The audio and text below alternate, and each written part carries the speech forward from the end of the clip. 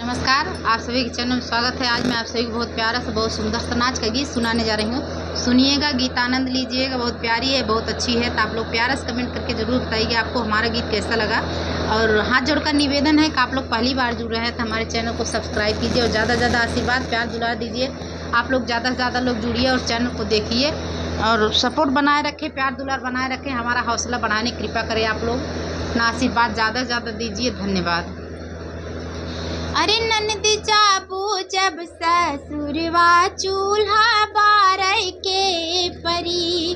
हे ननद जाबू जब ससुरवा चूल्हा बारई के परी। हरे बारई के परी, चूल्हा बारई के परी, बारई के परी, चूल्हा बारई के परी। मजबू कैसे लोटा थरिया, चूल्हा बारई के परी। तू मजबू कैसे लोटा थरिया, चूल्हा बारई के परी। तो ननदी जाबू जब ससुरवा चूल्हा बारई के परी। अब ही से सब सीखिला ननदी, नाही तो पछतैबू हो, नाही तो पछतैबू। अब ही से सब सिखाए ननदी, नाही तो पछतैबू तू हो, नाही तो पछतैबू। अरे यहाँ की नाई हवा ननदी, बैठे नाही पैबू हो।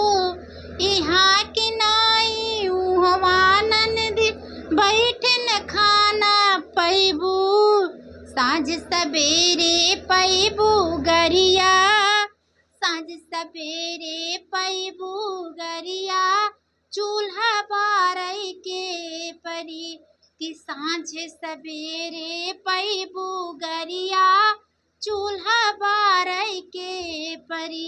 हे ननदो जैबू जब ससुरवा चूल्हा बारई के परी। मजबू कैसे लोटा थरिया, चूल्हा बारई के परी। दिन भर इनके उनके घर के बैठब दा छोड़ाइए ननदो, बैठक छोड़ाय आदत। हर दिन भी इनके उनके घर में बैठक छोड़ाय आदत, ननदो बैठक छोड़ाय आदत। अरे बिना काम के केहू से ननदी, प्यार तन जोड़ा नाता हो। बिना काम के केहू से ननदी, प्यार तन जोड़ा नाता। नाही ससुर में नाए गुजारा, चूल्हा बारई के परी। तो लागी ससुर में नाए गुजारा, चूल्हा बारई के परी। ननदी जाबू जब ससुरवा चूल्हा बारई के परी। मजबू कैसे लोटा थरिया, चूल्हा बारई के परी। बारई के परी, चूल्हा बारई के परी। मजबू कैसे लोटा थरिया, चूल्हा फूकई के परी। ननदो जैबू जब ससुरवा चूल्हा फूकई के परी।